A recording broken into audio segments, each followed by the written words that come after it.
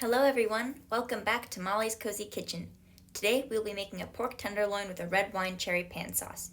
This recipe is adapted from an epicurious recipe.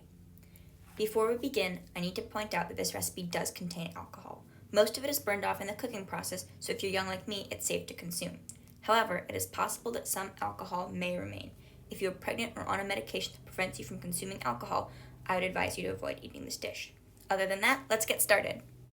First, we need to make a dry rub. Add a quarter of a teaspoon of black pepper, 2 teaspoons of kosher salt, and a teaspoon of ground coriander seed. Mix that up and get to your tenderloin. I'm using half of a large tenderloin, but you can use also one small tenderloin cut to fit the pan. I don't have much fat on my tenderloin, but I am trimming a little bit off. Make sure you're pulling away from the tenderloin so that you don't hurt yourself. Rub all over with your spice mix. We want to get every surface covered in that flavorful rub. And let's get to searing. In a large sauté pan over medium-high heat, add 1 to 2 tablespoons of olive oil and place in your tenderloin. Let this sear on all sides until it reaches an internal temperature of 145 degrees Fahrenheit, which is about 63 degrees Celsius. This will take about 20 to 30 minutes depending on the thickness of your tenderloin. Try not to flip it too much because we want to get that Maillard reaction going.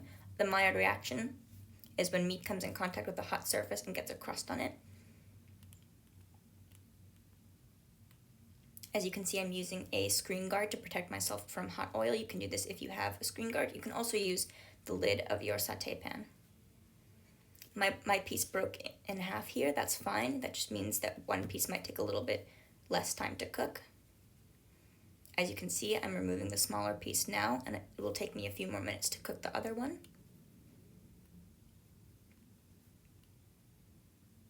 Alright, once your entire tenderloin is completely cooked, add in another tablespoon of oil, do not clean up the pan, and add in 1 small chopped shallot, make sure it's finely chopped, and about 5 sprigs of fresh thyme. This thyme actually came from my garden. After a few minutes and the shallots have gotten fragrant, add in a 1/4 cup of red wine and half a tablespoon of granulated sugar and half a tablespoon of balsamic vinegar. Cook for about 5 minutes and scrape up all the good, delicious fond flavor. Then pick out the thyme sprigs. We do not want to eat those. And add in a cup of frozen and then thawed cherries.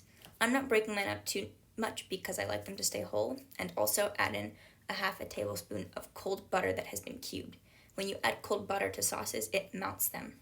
Once the butter and the cherries are all nice and warm, add in the pork tenderloin and let it cook for a few minutes so it absorbs those delicious flavors and everything gets warm and tasty.